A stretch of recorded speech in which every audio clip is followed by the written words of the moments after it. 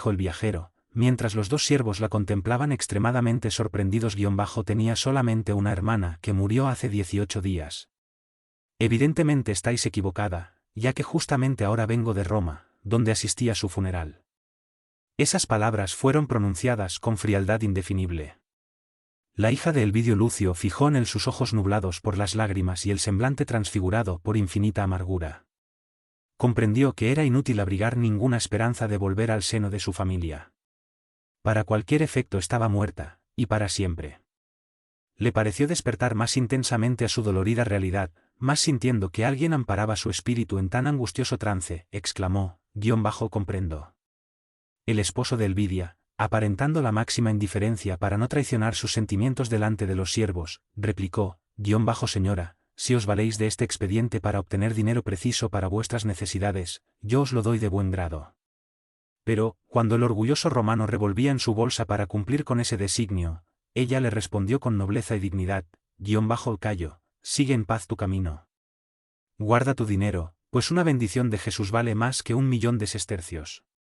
Extremadamente confundido, el marido de Elvidia guardó la bolsa y se dirigió contrariado a los servidores en estos términos, apaguen las antorchas y prosigamos el viaje. Y observando la consternación de los esclavos muy impresionados por aquella escena, agregó con altanería, ¿qué más esperan para cumplir mis órdenes? No nos impresionemos con los incidentes del camino.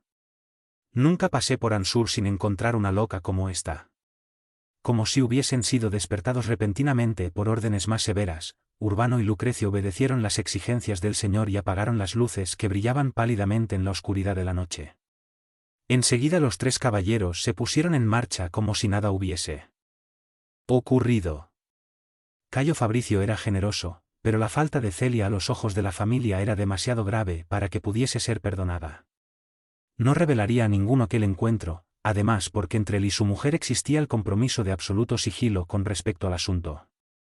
Resolvió, entonces, ahogar todos los impulsos de compasión hacia la infeliz cuñada. En cuanto a ésta, quedó como petrificada y con los ojos llenos de lágrimas al escuchar el acompasado trote de los animales que se alejaban, hasta que un silencio profundo y misterioso se hizo sentir por todas partes en la sombría floresta.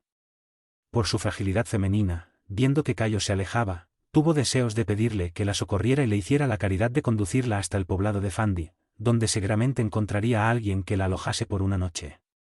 Sin embargo permaneció muda, como si la insensibilidad de su cuñado le hubiera helado su propia alma. Lloró largamente con los ojos fijos en el cielo donde apenas brillaban algunas estrellas, mezclando sus plegarias con amargas lágrimas.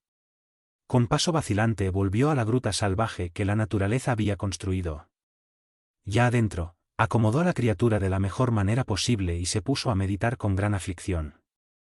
Los vientos del Lacio comenzaron a susurrar una sinfonía triste y extraña, y de vez en cuando hasta sus oídos llegaban los ecos del ulular de los lobos salvajes en la floresta. Celia se encontró más que nunca abandonada. Un profundo desánimo se apoderó de su espíritu, y sintió que a pesar de su fe, su fortaleza moral desfallecía ante tan penosos padecimientos. Recordó una a una todas las alegrías de su hogar y a cada familiar, con todas las características encantadoras que su extremo afecto le hacía percibir. Nunca el sufrimiento moral había herido tan profundamente su sensible corazón. Mientras silenciosas lágrimas rodaban por sus mejillas, rememoró más que nunca las exhortaciones de Nestorio en las vísperas del sacrificio, rogando a Jesús que le concediera fuerzas para los renunciamientos purificadores. Sumergida en profunda oscuridad acariciaba el rostro del pequeñito temiendo un ataque de reptiles y enjugando sus lágrimas, para poder pensar en el futuro sin perder la confianza en las misericordias de Jesús. Fue entonces que con gran sorpresa vio que ante sus ojos afligidos emergía de la sombra un punto luminoso que se agrandaba con rapidez prodigiosa, sin que ella atinase a comprender qué era lo que pasaba. Con aturdimiento y asombro, acabó por divisar a su lado la figura del abuelo que le enviaba a su corazón atormentado la más tierna de las sonrisas. Tan grande era su amargura, tanta la hiel de su corazón angustiado, que no manifestó ninguna extrañeza. Iluminada por su fe, recordó de pronto la enseñanza evangélica de las apariciones del Divino Maestro a María Magdalena y a sus discípulos, y extendió hacia su abuelo los brazos ansiosos. Para su espíritu dolorido la visión de Cnello Lucio era una bendición del Señor después de sus inenarrables martirios íntimos. Quiso hablar, pero ante la figura radiante del buen anciano, la voz se moría en su garganta sin conseguir articular una palabra.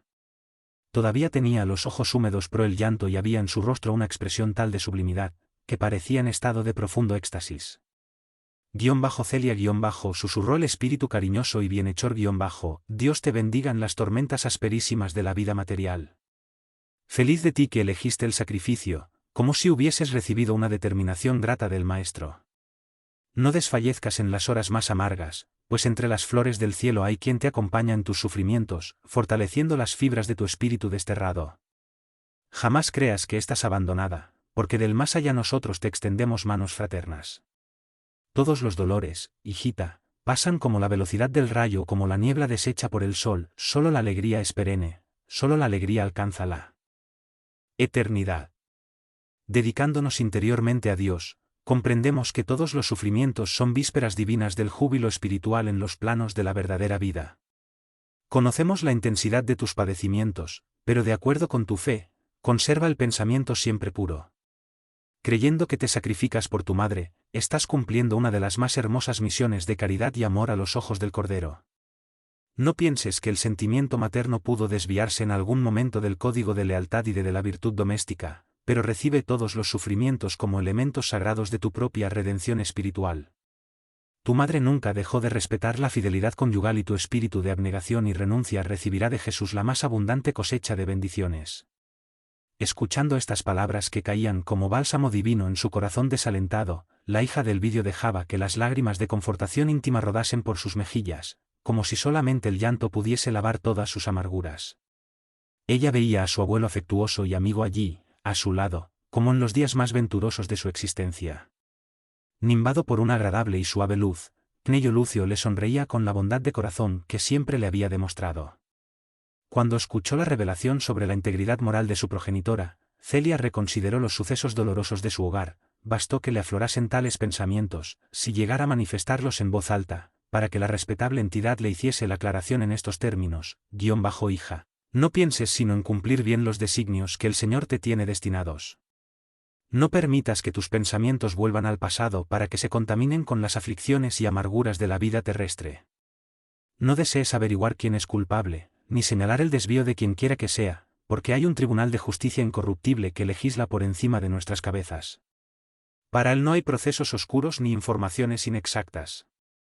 Si esa justicia sublime determinó que tú marcharas por sendas de calumnia y de sacrificio, es que esos caminos convienen más a tu perfeccionamiento y a las formas de trabajo que te competen. Nunca más volverás al amparo del hogar paterno, al que te sentirás ligada por los lazos inquebrantables de la nostalgia y del amor a través de todos los senderos, pero esa separación de tu alma de nuestros afectos más queridos será como un punto de luz imperecedera, señalando la transformación de nuestros destinos. Tu sacrificio, hijita, ha de ser siempre el marco renovador de nuestras energías espirituales, en el gran movimiento de las reencarnaciones sucesivas en busca de amor y de la sabiduría. Ampliando más recursos para regresar a las luchas terrestres, bendigo tu dolor porque tu renuncia es grande y meritoria a los ojos de Jesús.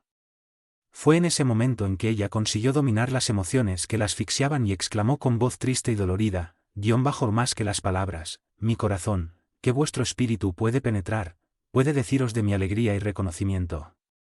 Protector y amigo, guía desvelado de mi alma, ya que habéis venido de las sombras del túmulo para traerme las más consoladoras verdades, ayudadme a vencer en los embates dolorosos de la vida. Ayudadme. Inspiradme con vuestra sabiduría y con vuestro amor piadoso. No me dejéis desorientada en estos peñascos peligrosos. Abuelo, mi corazón se ha sentido triste como esta noche, y el desaliento y la amargura claman en mi interior como los lobos feroces que se oían en esta selva. De ahora en adelante, sin embargo, sabré que os tengo junto a mí. Caminaré consciente de que seguís mis pasos en busca de la real felicidad. Rogad a Jesús que yo desempeñe austeramente todos mis deberes. Y, sobre todo, amparad también al inocente cuya vida protegeré en todas las circunstancias. La voz de Celia se detuvo. Escuchando sus súplicas con la misma expresión de serenidad y de cariño en la mirada.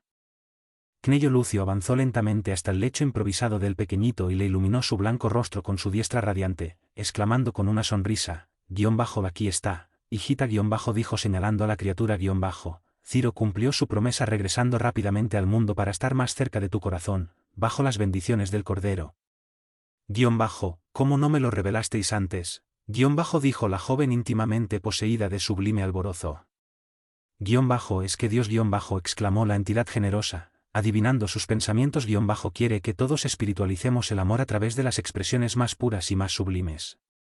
Recibiendo a un niño abandonado como a tu hermano, sin que nada te desviara del deber, supiste santificar, además, tu amor por Ciro, por el lazo indisoluble de las almas gemelas, en el camino de las más brillantes conquistas espirituales de la redención suprema, sí, dijo la joven Patricia con gran júbilo ahora comprendo mejor mi enternecimiento, y ya que trajiste a mi corazón una alegría tan dulce, enseñadme cómo debo proceder, dadme una orientación adecuada para que yo pueda cumplir perfectamente con todos mis deberes, hija, la orientación de todos los hombres está dada en los ejemplos de Jesucristo.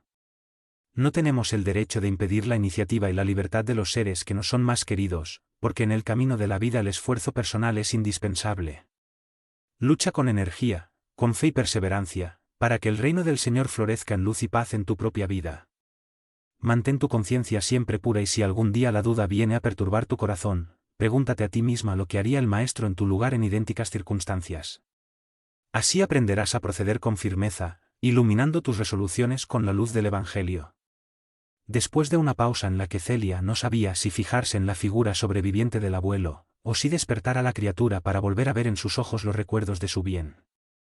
Amado una vez más, Pnello agregó, luego de tantas sorpresas conmovedoras y de tantas fatigas necesitas descansar. Reposa el cuerpo dolorido, que todavía habrá de sustentar muchas luchas. Continúa con la misma oración y vigilancia de siempre, pues Jesús no te abandonará en el proceloso mar de la vida. Entonces, como si un poder invisible le anulase las posibilidades de resistencia, Celia se sintió envuelta en un magnetismo dulce y suave. Enseguida dejó de ver la figura radiante del abuelo, que se había colocado a su lado cual centinela afectuoso, para protegerla de todos los peligros. Un suave sueño cerró sus párpados cansados y, abrazada al pequeñito, durmió tranquilamente hasta que los primeros rayos del sol penetraron en la gruta anunciado el día. Capítulo 4. De Minturnes a Alejandría. Mientras la vida de familia de Fabio Cornelio transcurría en la ciudad imperial sin acontecimientos dignos de mención, sigamos a la hija del Vidio Lucio por su dolorosa senda. Después de levantarse a la mañana, Celia llegó a la población de Fandi, en cuyas cercanías una persona generosa la acogió por un día con ternura y bondad. Fue lo suficiente para que se repusiera de las caminatas fatigosas y largas, y al día siguiente se puso nuevamente en marcha en dirección a Itri, la antigua Urbus Mamurrarum, aprovechando el mismo trazado de la Vía Apia. En el camino tuvo la satisfacción de encontrar la carreta de Gregorio, el mismo carretero humilde que la había dejado en la víspera en las montañas de Terasine, circunstancia que llenó de alegría su corazón. En las dificultades y dolores del mundo la fraternidad tiene ligaduras profundas, jamás producidas por los goces mundanos, siempre fugaces y transitorios. Gregorio le ofreció el mismo lugar a su lado, en un gesto de protección que la joven aceptó, considerándolo una bendición de lo alto. En esa oportunidad se reconocieron como dos buenos amigos de otros tiempos. Hablaron del paisaje y de los pequeños incidentes del viaje. Entonces Gregorio le preguntó con sumo interés, ¿la señora tiene otros parientes más allá de Fandi? No me parece pequeño sacrificio al aventurarse a una jornada tan larga como la de anteayer. ¿Cómo permitieron que hiciese otro viaje a pie? Sí, mi amigo respondió buscando desviar su afectuosa curiosidad mis parientes de Fandi son muy pobres y no deseo volver a Roma sin ver a un tío enfermo que reside en Minturns Minturns más tarde se llamó Tragetta, nota de Emmanuel. Afortunadamente dijo el generoso plebeyo, satisfecho con la respuesta siendo así hoy podré llevarla hasta el fin de su trayecto, pues voy más allá de las lagunas de la ciudad. La marcha continuó entre las gentilezas de Gregorio y el agradecimiento de Celia, que conmovida apreciaba su bondad. Recién al caer la tarde el vehículo llegó a los alrededores de la famosa ciudad. Después de despedirse del afectuoso compañero, la joven cristiana observó el soberbio paisaje que se presentaba ante sus ojos. Una hermosa vegetación surgía de los terrenos pantanosos con un diluvio de flores. La primera puerta de la ciudad estaba a algunos metros, pero su amor por la naturaleza la hizo permanecer junto a los grandes árboles del camino. El sol crepuscular enviaba al manto florido sus rayos agonizantes. Dominada por elevados pensamientos y experimentando un nuevo aliento de vida por las palabras de verdad y de consuelo que el abuelo le había dicho en la víspera, desde los confines del túmulo, comenzó a orar agradeciendo a Jesús sus beneficios sublimes e infinitos. Con agradable embeleso, contempló la figurita mimosa que se agitaba en sus brazos y besó su frente en un arrobo de espiritualidad.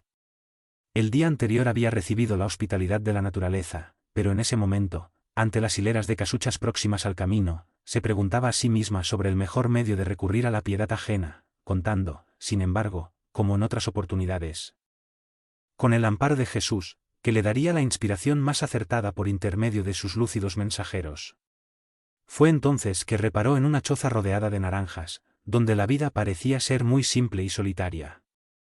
Su sencillo aspecto emergía de la arboleda a 200 metros del lugar en que se encontraba. Se sintió atraída por algo indefinible, llegó hasta ella y golpeó a su puerta. Brillaban en el cielo las primeras estrellas. Después de mucho llamar escuchó que alguien se aproximaba con dificultad y daba vueltas al cerrojo. Y no tardó en tener delante de sus ojos una figura patriarcal y venerable que la acogió con solicitud simpatía. Era un anciano de cabellos y de barba completamente blancos.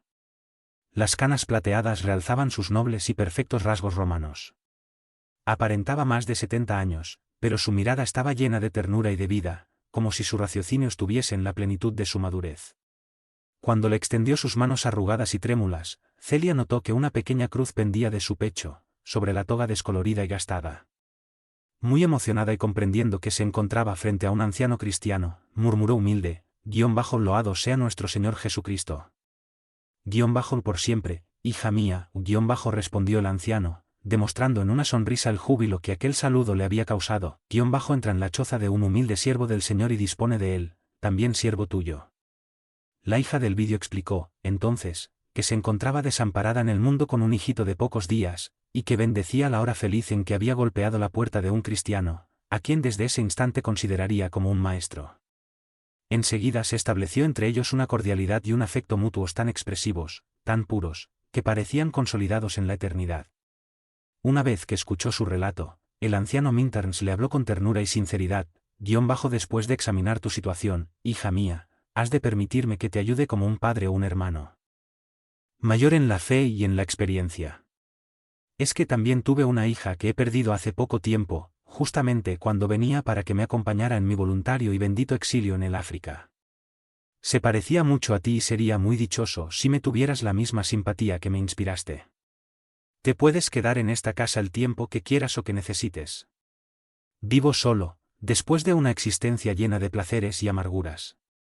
Antes, el cariño hacia mi hija todavía me mantenía sujeto a intereses materiales, mas ahora vivo solamente para mi fe en Jesucristo, esperando que su palabra de misericordia me llame pronto a su reino para la comprobación de mi indigencia". Su voz se entrecortaba con suspiros, como si los más atroces de regresar a Alejandría, pero el debilitamiento físico parece advertirme que en breve me veré obligado a entregar el cuerpo a la tierra de Campanie, a despecho del deseo de morir en el paraje solitario al que transporté mi espíritu. Mientras él hacía una pausa, la joven dijo despreocupadamente, "Sois romano, presumo, por los rasgos inconfundibles de vuestra fisonomía". Mirándola a los ojos, como si quisiese comprobar toda la pureza y la simplicidad del alma de su interlocutora, el anciano respondió pausadamente: "La condición de cristiana y la candidez que se irradia de tu alma me obliga a una mayor sinceridad para contigo. En esta ciudad ninguno conoce mi identidad real. Desde el día en que me consagré en el lejano Egipto a la institución cristiana de la cual participo, tomé el nombre de Mariño. Dentro de nuestra comunidad de hombres sinceros y creyentes, desprendidos de los bienes materiales, hicimos voto solemne de renuncia a todos los privilegios efímeros de la tierra, a todas sus alegrías, de modo de unirnos al Señor y Maestro con la comprensión clara y profunda de su doctrina. Mientras los déspotas del imperio traman la muerte del cristianismo, creyendo aniquilarlo con el sacrificio de los adeptos, fuera de Roma se organizan las fuerzas poderosas que han de actuar en el futuro en defensa de las ideas sagradas. En todas las provincias de Asia y de África los cristianos se congregan en sociedades pacíficas y laboriosas, y aguardan los preciosos escritos de los discípulos del Señor y de sus abnegados seguidores, protegiendo el tesoro de los creyentes para una posteridad más piadosa y más feliz". Mientras Celia lo escuchaba con cariñoso interés, el anciano de Minturns continuó después de una pausa, como para organizar su pensamiento en una clara exposición de recuerdos. A otro, hija, no podría confiarle lo que te revelo en esta noche, llevado por un impulso del corazón. tal vez mi espíritu se esté acercando al sepulcro y el amado Maestro quiera advertirle indirectamente al alma culpable y dolorida. Hay algo que me compele a confesarte el pasado con sus inquietudes e incertidumbres. No podría explicarte lo que es. Sé apenas que la inocencia de tu mirada de cristiana, de hija bondadosa y tierna, hace renacer en mi exhausto pecho los bienes divinos de la confianza. Mi verdadero nombre es Lesio Munacio, hijo de antiguos guerreros, cuyos antepasados se destacaron en los hechos de la República. Mi juventud fue una larga estela de crímenes y desvíos a los que mi espíritu débil se entregó porque no conocía las enseñanzas de Jesús.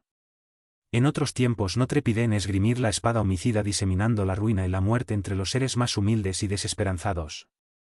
Cooperé en la persecución de los núcleos del cristianismo naciente llevando a mujeres indefensas al martirio y a la muerte, en los días de las fiestas execrables. ¡Ay de mí! No sabía que un día resonaría en mi interior la misma voz divina y profunda que sonó para Pablo de Tarso en el camino de Damasco. Después de esa vida aventurera me casé tarde, cuando las flores de la juventud ya perdían sus pétalos en el otoño de la vida. Mejor no lo hubiera hecho. Para conquistar el amor de mi compañera me vi obligado a gastar lo imposible, echando mano a todos los recursos. Sin preparación espiritual, construí un hogar la más triste indigencia. Al poco tiempo una graciosa hijita vino a iluminar la oscura esencia de mis reflexiones sobre el destino, pero atormentado por las más duras necesidades por mantener en Roma nuestro nivel de vida social, me di cuenta de que mi pobre esposa, llena de ilusiones, no bebería conmigo el cáliz de la pobreza y de la amargura. En efecto, transcurrido poco tiempo, mi hogar estaba ultrajado y desierto. El cuestor Flavio Hilas, abusando de la amistad y de la confianza que yo le dispensaba, sedujo a mi mujer y ostensiblemente la desvió del santuario doméstico, para escarnio de mis esperanzas y de mis sufrimientos. Quise quitarme la vida para huir de mi vergüenza, pero el apego a mi hijita me advirtió que ese gesto extremo significaba tan solo cobardía. Pensé, entonces, en buscar a Flavio Hilas y la esposa infiel para decapitarlos rápidamente con un golpe de espada, mas cuando trataba de ejecutar el siniestro intento, encontré a un anciano mendigo junto al templo de Serapis, que me extendió su diestra dilacerada, no para implorarme una limosna, sino para darme un trozo de pergamino que tomé ansioso, como si recibiese un mensaje secreto de un amigo.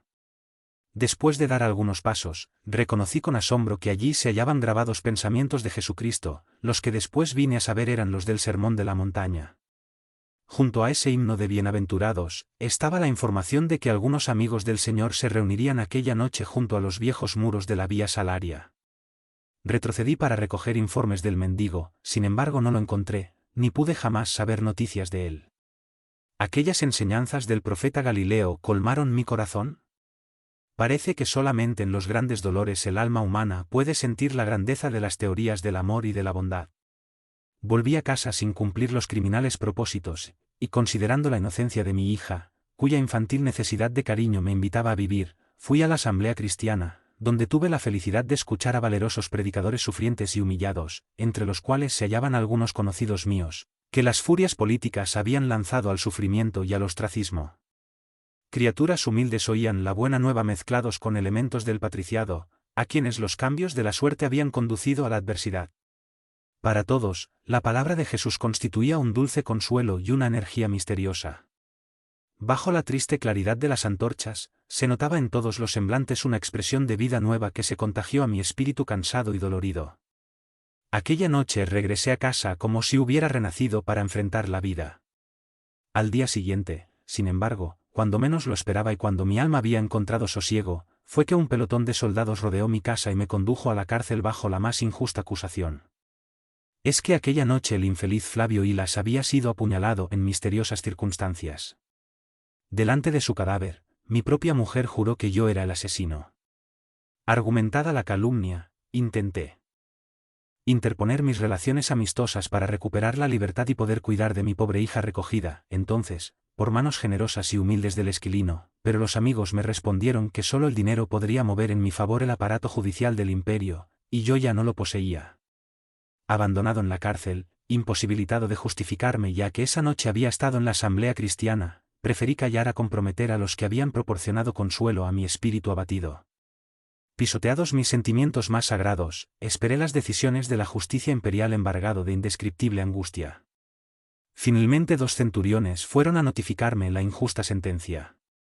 las autoridades, considerando la extensión del crimen, me quitaron todos los títulos y prerrogativas del patriciado, y me condenaron a muerte, porque el cuestor asesinado había sido hombre de confianza del César. Recibí la sentencia casi sin sorpresa, aunque deseaba vivir para servir a aquel Jesús, cuyas grandiosas enseñanzas habían sido mi luz en las espesas sombras de la cárcel y cumplir igualmente los deberes paternales para con la hijita abandonada por la ternura materna. Esperé la muerte con el pensamiento en oración, mas en ese tiempo vivía en Roma un hombre justo algo menor que yo, cuyo padre había sido compañero de infancia del mío. Ese hombre conocía mi carácter defectuoso, pero leal.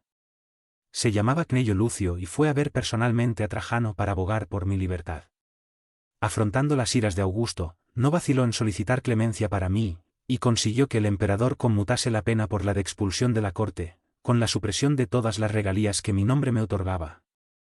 Mientras el anciano hacía una pausa, la joven comenzó a llorar, emocionada por la alusión del abuelo, cuyo recuerdo llenaba su corazón de viva nostalgia. Una vez libre prosiguió el anciano de Minturnes me acerqué a antiguos compañeros que habían probado del mismo cáliz que yo, por las persecuciones de orden político, y que participaban de la misma fe en Jesucristo. Desterrados de Roma y humillados, nos dirigimos al África, donde fundamos un establecimiento solitario, no lejos de Alejandría, con la finalidad de dedicarnos al estudio de los textos sagrados y conservar, al mismo tiempo, los tesoros espirituales de los apóstoles. Dejé la capital del imperio después de haber confiado mi única hija a una pareja amiga, cuya pobreza material no desmerecía sus nobles sentimientos. Me ocupé del futuro de mi hija con todos los recursos a mi alcance, y partí hacia Egipto lleno de nuevos ideales a la luz de la nueva creencia. Por las severas meditaciones y los austeros ejercicios espirituales a los que me sometí, llegué a olvidar las grandes luchas y las penosas amarguras de mi destino. El descanso de la mente en Jesús me alivió de todos mis pesares. El único hilo que todavía me unía a la península era justamente mi hija, entonces ya en la juventud, y cuyo cariño quería llevarlo conmigo al África lejano. Después de 20 años en el seno de nuestra comunidad, pasados en plegarias y meditaciones provechosas, solicité de nuestro director espiritual el permiso necesario para acoger a un familiar en nuestro retiro. Me refería a un familiar, pues deseaba convencer a mi pobre Lesie de que debía partir en mi compañía con vestimenta masculina, considerando la enseñanza de Jesús con respecto a que existen en el mundo los que se hacen eunucos por amor a Dios. Los estatutos de la comunidad no permiten mujeres en la misma por decisión del Aufidio Prisco, allí venerado como jefe bajo el nombre de Epifanio. No era mi propósito menospreciar las leyes de nuestra orden y sí arrebatar a mi hijita del ambiente de seducciones de esta época de decadencia, en la que las intenciones más sagradas son devoradas por los lobos de la vanidad y de la ambición que ululaban en el camino. Deseaba conservarla junto a mí en el más santo de los anonimatos, hasta que consiguiese modificar las disposiciones de Epifanio acerca de los reglamentos de nuestra orden, por las circunstancias especiales de mi vida. Obtuve el permiso necesario para venir a la península, llegué aquí hace casi 2 años y experimenté la angustia de encontrar a mi Lesie en los últimos instantes de vida. Describirte mi sufrimiento por la separación de mi querida hija después de tantos años de ausencia y de haber acariciado tan grandes esperanzas, es tarea superior a mis fuerzas. Acompañé sus restos hasta el sepulcro, a donde ordené transportar poco después los de los 2 afectuosos amigos que le habían servido de padres, también víctima de la peste que hace tiempo flageló a toda la población de Minturnes. ¡Ay de mí, que no merecí sino angustias y tormentos en las sendas ásperas de la existencia por los crímenes innombrables de mi juventud! Me queda, sin embargo, la esperanza del amor del Cordero de Dios, cuya misericordia vino a este mundo a arrebatarnos de la humillación y del pecado. Cercano al túmulo, le ruego al Señor que no me desampare. Más allá del sepulcro, siento que resplandece la luz de sus enseñanzas, en un reino de paz misericordiosa y compasiva. Seguramente allá me esperan mi hija idolatrada y los amigos inolvidables. Presiento que la tierra floreciente de Campania guardará dentro de poco mi abatido cuerpo, pero más allá de las exhaustas fuerzas de la vida material, espero encontrar la verdad consoladora de nuestra sobrevivencia. Recibiré de buena voluntad el juicio más severo sobre mi pasado delictuoso, renunciando a todos los sentimientos personales, he de aceptar plenamente los designios de Jesús, porque su justicia es ecuánime y misericordiosa. El anciano de Minturnes hablaba conmovido, con la mirada brillante fija en lo alto y con la serenidad de su fe robusta y ardiente, como si estuviese delante de una asamblea celeste. Mas, cuando finalizó sus dolorosas confidencias, notó que Celia tenía los ojos anegados de lágrimas, al punto de no poder hablar, tal era la emoción que estrangulaba su voz en el interior de su pecho dolorido. ¿Por qué lloras, hija mía? Preguntó con ternura si mi pobre historia de viejo no puede llegar directamente a tu corazón. Dominada por la emoción del momento, la hija de Elvidio no respondía, sin embargo el anciano continuó sorprendido y melancólico, ¿acaso has vivido una historia tan amarga como la mía? A pesar de la fe ardiente que presiento en tu espíritu, a tu edad no se justifica tamaña sensibilidad. Dime, hija, si tienes también el corazón herido por una úlcera dolorosa. Si las penas oprimen tu alma desalentada, recuerda las palabras del Maestro cuando exhortaba en Cafarnaúm, venid a mí todos los que traéis en vuestro interior los tormentos del mundo y yo os aliviaré. Es verdad que no estás enfrente del Mesías de Dios, pero, aun aquí, debemos recordar la lección de Jesús, al aceptar la caridad del cirineo que lo ayudó a transportar la cruz. Él, que era la personificación de toda la energía del amor, no vaciló en aceptar el amparo de un hijo humilde del infortunio. También yo soy un mísero pecador, hijo de las pruebas más duras y espinosas, sin embargo, si puedes, lee en mi corazón y verás que en mi interior palpita hacia ti el afecto de un padre. Tu presencia me despierta inexplicable y misteriosa simpatía. Te confié lo que le diría solamente a la hijita adorada que me precedió del mundo, cuéntame algo de tus penas. Compartirás conmigo tus sufrimientos y la cruz de las pruebas te parecerá más liviana. Escuchando esas exhortaciones cariñosas y espontáneas, que no había oído más desde la muerte de su abuelo, cuyo nombre fue mencionado allí por el anciano de Minturns y que le servía como punto de referencia para entrar en confianza, Celia, después de acomodar al pequeñito adormecido, se sentó al lado del benefactor con la intimidad de quien lo conociese de mucho tiempo atrás, y, con la voz entrecortada por las reticencias de una profunda emoción, comenzó a hablar, si me habéis llamado hija, permitidme que bese vuestras generosas manos y os llame padre, en virtud de las afinidades más puras del corazón. Habéis invocado un nombre que me obliga a llorar de emoción, en el tumulto de recuerdos también amargos y dolorosos.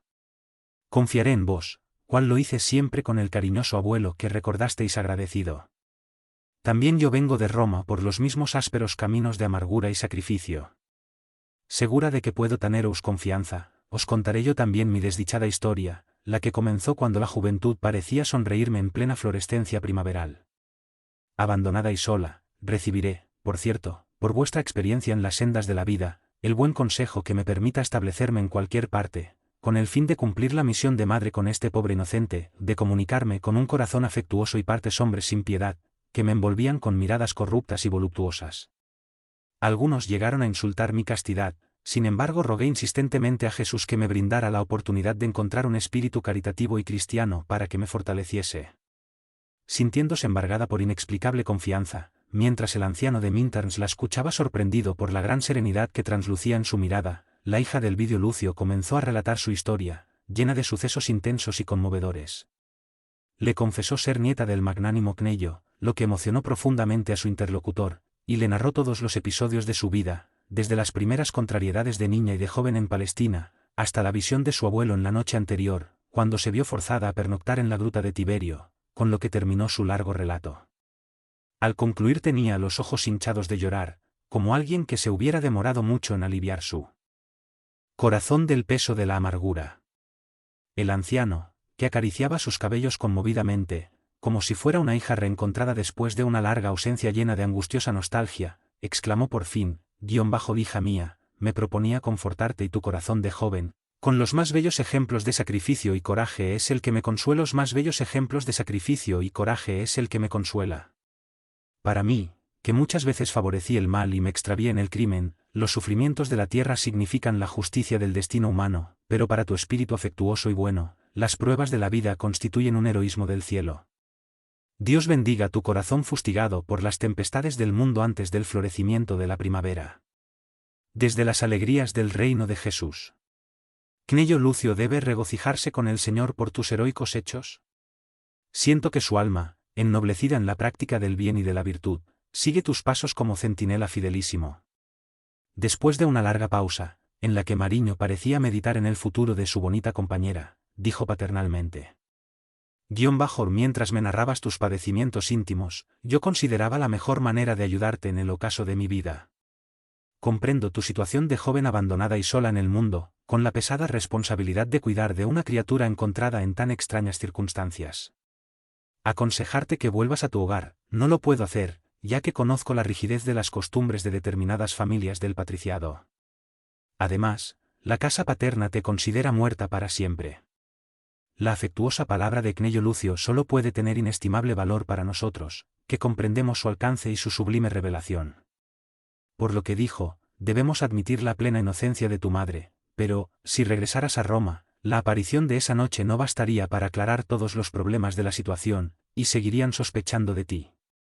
Y tú sabes que entre la duda y la verdad es siempre mejor el sacrificio, pues la verdad es de Jesús y vencerá en el momento en que su misericordia juzgue oportuna la victoria. Viejo conocedor de nuestros tiempos de decadencia y de desarreglo moral, sé que, por tu juventud, casi todos los hombres jóvenes, llenos de sensualidad, se humillarán con ignominiosas propuestas. La destrucción de mi hogar será siempre un testimonio vivo de las miserias morales de nuestra época. Teniendo en cuenta tus dificultades, deseo salvarte de todos los peligros y evitarte las asechanzas de los caminos insidiosos, pero la enfermedad y la crepitud no me permiten salir en tu defensa. En Minterns casi todos me odian gratuitamente en virtud de las ideas que profeso. Un cristiano sincero, por mucho tiempo todavía, ha de sufrir la incomprensión y la tortura de los verdugos del mundo, y no me llevan al sacrificio en las fiestas regionales que aquí se efectúan, tan solo en atención a mi avanzada y dolorosa vejez, llena de arrugas y cicatrices. Presentar un mísero anciano a las potentes fieras o al ejercicio de los atletas del desenfreno y la impiedad, podría parecer extraña cobardía, razón por la cual me considero exceptuado. No poseo, pues, ninguna amistad que te pueda ayudar en este trance. Acuérdate de que te hablé de mi antiguo proyecto de llevar a mi hija a Egipto con vestimenta masculina para arrancarla de este antro de corrupción y de impenitencia. Mi actitud obedecía a la preocupación de un corazón amoroso en franca desesperación por el porvenir espiritual de esta región de iniquidad. Contemplando tu inerme juventud con la carga de tan nobles sacrificios, temo por tus días futuros, más ruego a Jesús que nos esclarezca el pensamiento.